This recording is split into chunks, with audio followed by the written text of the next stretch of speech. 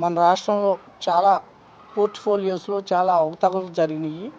అదేవిధంగా టీటీడీలో కూడా లడ్డు కల్తీ విషయంలో అసలు నెయ్యే లేకుండా లడ్డూలు చేసి కలియుగ దైవమైనట్టి శ్రీ వెంకటేశ్వర స్వామికి అపచారం చేశారు.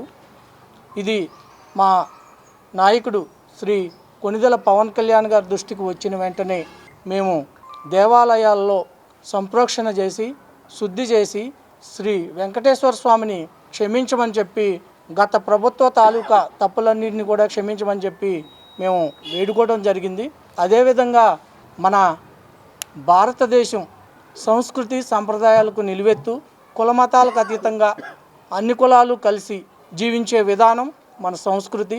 ఆ సంస్కృతిని కూడా పాటించలేని వాళ్ళు ముఖ్యమంత్రి ఎలా అయ్యారో అసలు ప్రజలందరం కూడా మనం ఆలోచించాల్సిన విషయం ఇది. అదేవిధంగా ఈ లడ్డు ఈరోజు ముఖ్య ఉద్దేశం లడ్డు కల్తీలో 230 కోట్లకు పైగా అవినీతి జరిగింది. అదేవిధంగా 60 లక్షల కిలోలకు పైగా నెయ్యిని ఈ లడ్డూల తయారీలో ఉపయోగించడం జరిగింది. 20 కోట్ల మందికి పైగా దాదాపు ఒక్కొక్క లడ్డుని 4-3 ప్రసాదంగా తీసుకోవడం జరిగింది. దగ్గర 80 నుంచి 100 కోట్ల మంది ఈ ప్రసాదాన్ని తీసుకోవడం జరిగి ఉంటుంది. ఇది చాలా అపచారం. భక్తుల యొక్క మనోభావాలని దెబ్బతీసే విధంగా కావాలని చెప్పి పరమతాన్ని మనం గౌరవించాలనే చిన్న జ్ఞానం కూడా లేకుండా ఇలా టీటీడీలో అప్పటి చైర్మన్ అలాగే అక్కడ ఉన్నటువంటి సిబ్బంది వీళ్ళందరూ కూడా కావాలని చేసినట్టుగానే ఉంది. ఒకవేళ కావాలని చేయకపోతే కనుక ఈపాటికే వాళ్ళు క్షమించమని చెప్పి లెంపలేసుకుని అడిగేవారు. వెంకటేశ్వర స్వామి కూడా క్షమించేవారు. ఇది కావాలని చేసింది కాబట్టి వాళ్ళ గత ప్రభుత్వానికి దీన్ని సరిదిద్దుకునే అవకాశం కూడా లేకుండా పోయింది. వాళ్ళు ఇప్పటికైనా ఈ విషయాలన్నింటినీ కూడా గ్రహించి లెంపలేసుకుని నన్ను క్షమించమని అడిగితే వెంకటేశ్వర స్వామి క్షమిస్తారు. కానీ అందరూ దైవ స్వరూపంలో ఉండలేరు కాబట్టి ప్రజల్లో కొంతమంది మాత్రమే క్షమించగలరు, మిగతా వాళ్ళు ఎవరూ కూడా క్షమించలేరని చెప్పి తెలియజేస్తున్నాను. అదేవిధంగా మీరు చేసిన తప్పులను కనుక మీరు సరిదిద్దుకోకపోతే గత ప్రభుత్వంలో మీకు 181 సీట్లు వచ్చినాయి, దాన్ని ఇప్పుడు 151, ఇప్పుడు మిమ్మల్ని 11 సీట్లకి పరిమితం చేయడం జరిగింది. ఈ 11 సీట్లు కూడా మీకు వచ్చే ఎన్నికల్లో 11లో 1 తీసేసి మీకు 1 మిగిలిద్ది. ఆ 1 కూడా ఎవరిదంటే పులివెందుల్లో కూడా గొడ్డలి అవినీతి డబ్బు మహిమతో గెలుస్తావు కానీ నువ్వు నీతి నిజాయితీతో గెలవని చెప్పి ఈ సందర్భంగా తెలియజేస్తున్నాను. అదేవిధంగా ఇప్పుడున్న పరిస్థితుల్లో మీరు గత ప్రభుత్వంలో ప్రతి ఒక్క పోర్ట్ఫోలియోలో అవినీతి చేశారు. టీటీడీలో జరిగిన అవినీతి అనేది స్టార్టింగ్. ఇది మిమ్మల్ని అందరినీ కూడా ఎండగట్టే ప్రయత్నం ఈ కూటమి ప్రభుత్వం చేస్తుందని చెప్పి మీ అందరికీ కూడా తెలియపరుచుకుంటున్నాం. ప్రెస్ మీట్ యొక్క ముఖ్య ఉద్దేశం ఏంటంటే తెలుగు రాష్ట్రాల్లో ఉన్నటువంటి ప్రజలందరికీ కూడా గ్లోబల్ ప్రచారం ఏదైతే చేస్తున్నారో వైసీపీ ప్రభుత్వం లడ్డూలో కల్తీ లేదనే విషయాన్ని ఎలా చెప్తున్నారో ప్రజలందరినీ నమ్మించాలని చూస్తున్నారో అవన్నీ కూడా బూటకమని చెప్పి ఎన్డీడీటీ అలాగే సిట్ కూడా ధృవీకరించడం జరిగింది. వాటిల్లో కొవ్వు పదార్థాలు ఉన్నాయి, నూనె పదార్థాలు ఉన్నాయి, నెయ్యి లేకుండానే పామాయిల్తో లడ్డూని చుట్టడం జరిగిందని చెప్పి దెందులూరు నియోజకవర్గంలో ఉన్నటువంటి ప్రజలందరికీ కూడా ఈ విషయం ఖచ్చితంగా తెలియపరచాలి అనే ఉద్దేశంతో మేము ఈరోజు ఈ ప్రెస్ మీట్ పెట్టడం జరిగింది. ప్రజలందరికీ తెలియాలి గత ప్రభుత్వంలో జరిగినటువంటి అన్యాయాలు, అక్రమాలు, దౌర్జన్యాలు ప్రతి ఒక్కటి కూడా ప్రతి పోర్ట్ఫోలియోలో కూడా మేము తీసి చెప్తామని చెప్పి మీకు తెలియపరచుకుంటున్నాం. ఇప్పటికైనా క్షమించమని అడగండి, తప్పులు చేశామని ఒప్పుకోండి, లేకపోతే మిమ్మల్ని అధః పాతాళానికి తొక్కాము, దానికంటే ఇంకా పాతాళం ఏమైనా ఉంటే అక్కడికి కూడా తొక్కే మేము ప్రయత్నం చేస్తామని చెప్పి పవన్ కళ్యాణ్ గారు మిమ్మల్ని అక్కడికి తొక్కేదాకా నిద్రపోరని చెప్పి మీకు తెలియపరచుకుంటున్నాం. మేమందరం కూడా ఈరోజు ఇక్కడికి రావటం ప్రజలందరికీ నిజానిజాలు తెలియాలి. రేపొద్దున సుప్రీంకోర్టు కనుక ఛార్జ్ షీటు ధృవీకరించి సిట్ ఏదైతే ఛార్జ్ షీట్ ఇచ్చిందో దాన్ని ధృవీకరించి చెప్పిన రోజు మీరు ఈ ప్రచారం చేయలేరు, తలెత్తుకోలేరు, బయటికి రాలేరు. ప్రజలతో మమేకం అవ్వలేరు. గుర్తుపెట్టుకోండి. ఇప్పటికైనా క్షమించమని అడగండి. అవినీతి లేకుండా ప్రతి ఒక్క కార్యక్రమాన్ని కూడా చేయటం జరిగింది. వాటిలో మీకు చెప్పాలంటే మీరు చేయలేని, గత ప్రభుత్వంలో చేయలేని పోలవరం ప్రాజెక్ట్ని 2027లో కంప్లీట్ చేసి అందించే విధంగా ప్రయత్నం జరుగుతుంది. అలాగే మీరు కట్టలేని క్యాపిటల్ని ఈరోజు కట్టడం జరుగుతుంది. మీరు అందించలేని మంచినీటిని ఈ ప్రభుత్వం అందించడం జరుగుతుంది. మీరు చేయలేని రోడ్లు, వేయలేని రోడ్లని ఈ ప్రభుత్వం ఇవ్వడం జరుగుతుంది. అదేవిధంగా మీరు చేసినటువంటి అన్యాయాలు, ఇసుకలో చేసిన అన్యాయాలు, భూదందాలు, అదేవిధంగా ఇవే కాకుండా మద్యంలో చేసిన మీరు అన్యాయాలన్నిటినీ కూడా ఎండగట్టడానికి ఈ కూటమి ప్రభుత్వం రెడీగా ఉంది. రేపొద్దున మీరు ఈ ఒక్క లడ్డూతోనే ఆగుద్దని మీరు అనుకోవద్దు. రేపొద్దున మీరు చేసినటువంటి ప్రతి ఒక్క అన్యాయాన్ని కూడా బయటపెట్టడానికి కూటమి ప్రభుత్వం రెడీగా ఉందని చెప్పి మీకు తెలియపరచుకుంటున్నాను. అదేవిధంగా ఒక్కొక్కరికి గత ప్రభుత్వంలో 4 ఏరియాలుగా విభజించుకుని వారి యొక్క అనుచరులకి పోర్ట్ఫోలియోలు అప్పచెప్పి మీ ఇష్టానుసారంగా దోసేసినటువంటి ప్రతి ఒక్క విషయాన్ని బయటకు తీసుకొస్తామని చెప్పి ఈ ప్రెస్ మీట్ సందర్భంగా మీ అందరికీ తెలియపరుస్తున్నాం. ఎప్పటికైనా మీరు తప్పు తెలుసుకుని క్షమించమని అడిగి తప్పులు ఒప్పుకుంటే ప్రజలు కూడా మిమ్మల్ని క్షమించడానికి అవకాశం ఉంటుంది. ఆ 11 అన్నా నెక్స్ట్ టైం వస్తాయి, లేకపోతే మీకు ఒకటే వస్తుందని చెప్పి ప్రెస్ మీట్ సందర్భంగా తెలియపరచుకుంటూ సెలవు తీసుకుంటున్నాను. ఈరోజు దెందులూరు నియోజకవర్గం తరఫున ఈ ప్రెస్ మీట్ ఏర్పాటు చేయడానికి గల కారణాలన్నీ మా నాయకుడు కొట్టా రాజశేష్ గారు వివరించారు. ఒక 2 ముక్కల్లో మనం తేల్చేద్దాం. ఇప్పుడు ఆల్రెడీ ఒక ఫ్లెక్స్ కట్టారని చెప్పి ఫ్లెక్స్ వివాదం మీద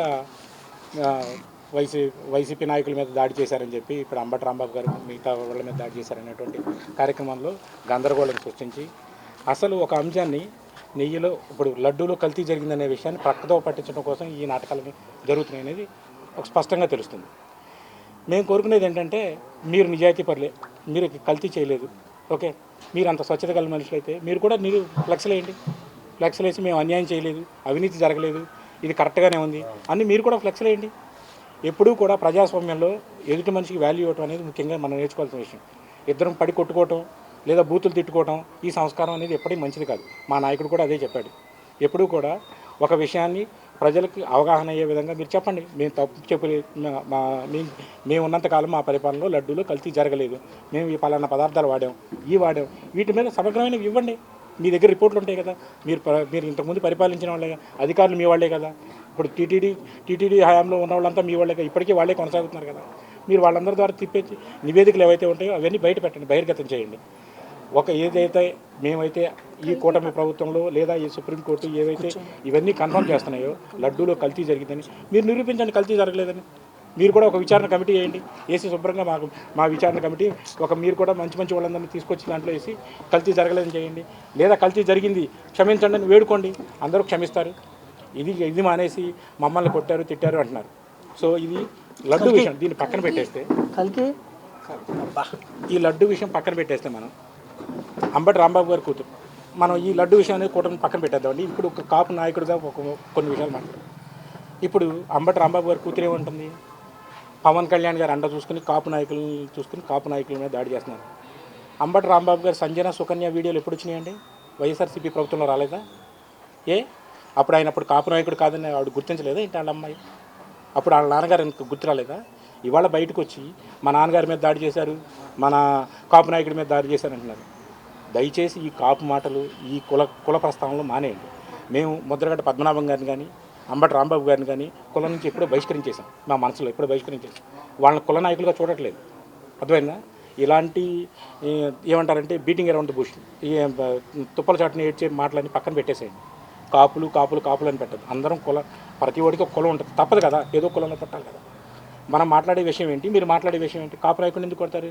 సంజన సుకన్య విషయాలు జరిగినప్పుడు మా నాన్నగారిని మీ ప్రభుత్వంలోనే కదా, ఆయన అప్పుడు ఎమ్మెల్యేగా ఉన్నారు, మంత్రిగా ఉన్నప్పుడు ఈ వీడియోలు వచ్చినప్పుడు నువ్వు ఎందుకు ఖండించలేదమ్మా?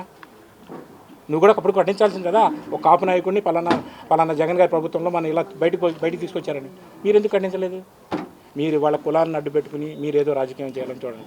కులం అనేదాన్ని అసలు ఈ లడ్డు వివాదంలో కులాన్ని మాత్రం మీరు దయచేసి తీసుకురావద్దు. ముద్రగడ్డ పద్మనాభం గారిని కానీ మళ్ళీ ఇంకొకసారి చెప్తున్నాం, అంబటి రాంబాబు గారిని మేము మా మనసుల నుంచి ఎప్పుడూ బహిష్కరించేసాం. ఆయన మా కుల నాయకులు కాదు వాళ్ళు.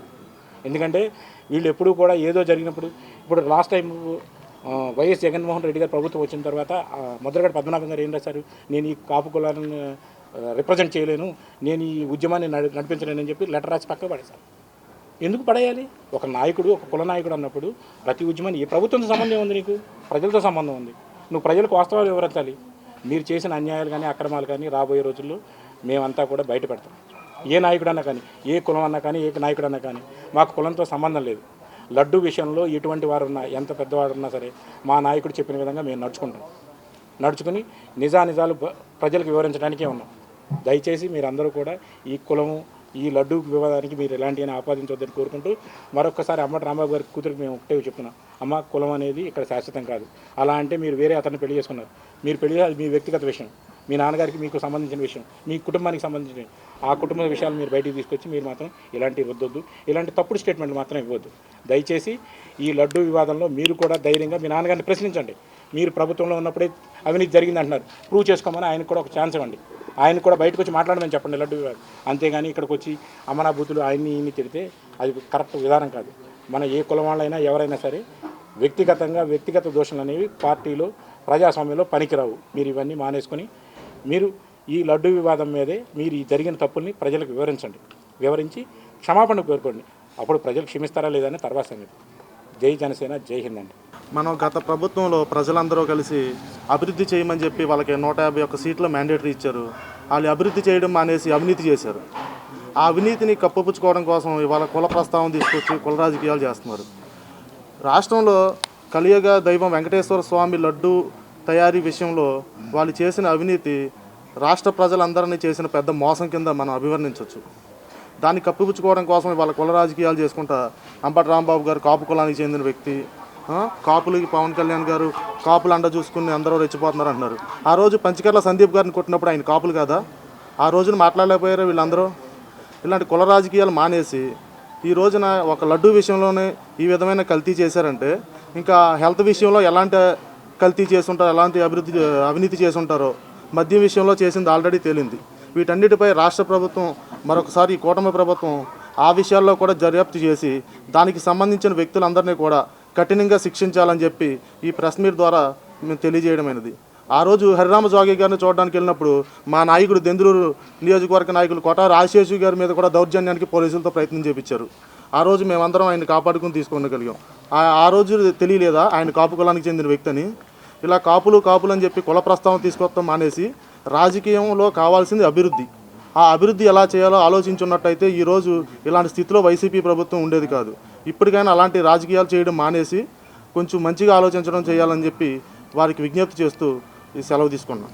దెందులూరు నియోజకవర్గ జనసేన నాయకులు, నియోజకవర్గంలో జన సైనికుల్ని, వీర మహిళలందరినీ సమన్వయపరుస్తున్న మా సమన్వయకర్త మా ఆశీష్ గారి అధ్యక్షం జరుగుతున్న కార్యక్రమం ఏంటంటే కల్తీ లడ్డు గురించి రాష్ట్రంలో అందరూ వింటున్నారు. జగన్ గారు చేస్తుంది ఎలా ఉందనంటే ఒక సోషల్ మీడియా ఉంది, జగన్ గారికి సాక్షి పేపర్ ఉంది. జగన్ గారు ఏం చేస్తున్నారంటే కళ్ళు మూసుకుని పిల్లి అలా పాలు తాగుతుంటే ఎవరో చూడలేదు అనుకుంటున్నారు, సేమ్ అదే జరుగుతుంది. సిబిఐ ఏమిచ్చిందంటే పాయింట్ ఏమిచ్చిందంటే కల్తీ జరిగిందని ఇచ్చింది, దాంట్లో నెయ్యి లేదని ఇచ్చింది. దాన్ని వాళ్ళందరూ కూడా సోషల్ మీడియా కూడా జగన్ గారి కార్యకర్తలు కూడా ఏమంటున్నారంటే మెయిన్గా కల్తీ జరగలేదని చెప్పి అందరికీ ప్రజలందరినీ మబ్బర్థం చూస్తున్నారు. కల్తీ జరిగిందని అందరికీ తెలుసు, దాంట్లో నెయ్యి లేదని చెప్పి మెయిన్ అంటున్నారు. ఎవరైనా కూడా మనుషులకి పగ ఉంటుంది, ఒక మనిషి ఇంకో మీద పగబడతారు. వీళ్ళ కుటుంబం ఏంటో వైఎస్ కుటుంబం దేవుడి మీద పగబెట్టారు, ఏడుకొండల వెంకటేశ్వర మీద పగబెట్టారు. వాళ్ళ నాన్నగారు మాజీ ముఖ్యమంత్రి లేరు కదా, ఆయన కూడా ఎందుకు లేరు అంటే ఏడుకొండలలో 2 కొండలు చాలని చెప్పి స్టేట్మెంట్ ఇచ్చి కరెక్ట్గా సంవత్సరం లోపలనే స్వర్గం వెళ్ళిపోయారు. సో ఎక్కడికి వెళ్ళారో కూడా తెలియదు. అలాంటి వైఎస్ రాజశేఖర్ కొడుకి ఇదే రోజున సంవత్సరం నుంచి లడ్డూలో కల్తీ జరుగుతుందని అందరూ పెట్టినప్పటి నుంచి కల్తీ చేస్తున్న మొదటి వ్యక్తి జగన్ గారు. ఇలా మనిషి మీద మనిషి పగ చూసాం కానీ దేవుడి మీద పగ చేసింది ఈయనే, వైఎస్ కుటుంబం. వైఎస్ జగన్ గారు కూడా దీన్ని ముఖ్యంగా చూసించి పవన్ కళ్యాణ్ గారు, ముఖ్యమంత్రి చంద్రబాబు గారు, ఉప ముఖ్యమంత్రి పవన్ కళ్యాణ్ గారు నిన్న అందరూ ప్రెస్ మీట్ పెట్టి కూడా చెప్పారు కల్తీ జరిగింది. దీని గురించి మొత్తం రాష్ట్రంలో అందరికీ వివరించారు. దీన్ని అందరూ వైసీపీ వాళ్ళందరూ ఒకసారి ఆలోచించి రాష్ట్రంలో ఎప్పటి నుంచో ఏదో ఒకటి మబ్బు పెడదామని చూస్తున్నారు. అందుకని గిఫ్ట్ ఇచ్చారు 11 ఎమ్మెల్యేలతో దించి. దీన్ని కూడా మీరు అందరూ గుర్తించి రాష్ట్ర ప్రజలను దేంట్లోనే మబ్బు పెట్టారు కానీ దేవుడి విషయంలో మబ్బు పెట్టద్దని చెప్పి మేము కోరుకుంటున్నాం. దెందులూరు నియోజకవర్గం నుంచి కూడా మేము అందరం చేస్తుంది ఒకటే. జై జనసేన. ఆంధ్రప్రదేశ్ రాష్ట్రంలో జరుగుతున్న కరెంట్ ఇష్యూ పవన్ కళ్యాణ్ గారు ఒక స్టేట్మెంట్ ఇచ్చారు. There is no ghee in Tirumala laddu. Tirumala లడ్డూలో నెయ్యి లేదు. 2024లో సిబిఐ విచారణలో స్పెషల్ ఇన్వెస్టిగేషన్ టీము కొన్ని నెయ్యి శాంపిల్స్ తీసుకున్నప్పుడు అవి నెయ్యి కాదు, సింథటిక్ గీ శాంపిల్స్ అని చెప్పి వాళ్ళ విచారణలో తేలింది. ఫర్దర్గా వాళ్ళు మళ్ళీ ఇంకొన్ని శాంపిల్స్ కలెక్ట్ చేసుకున్నారు. వాటిల్లో ఏమొచ్చిందంటే అందులో ఉన్నది అసలు నెయ్యే కాదు, అవి యానిమల్ ఫ్యాట్ మరియు వెజిటేబుల్ ఆయిల్, పామ్ ఆయిల్తో కూడిన మిశ్రమాలు బైండింగ్ ఏజెంట్గా వాడారని చెప్పి విచారణ రిపోర్ట్ ఇచ్చింది.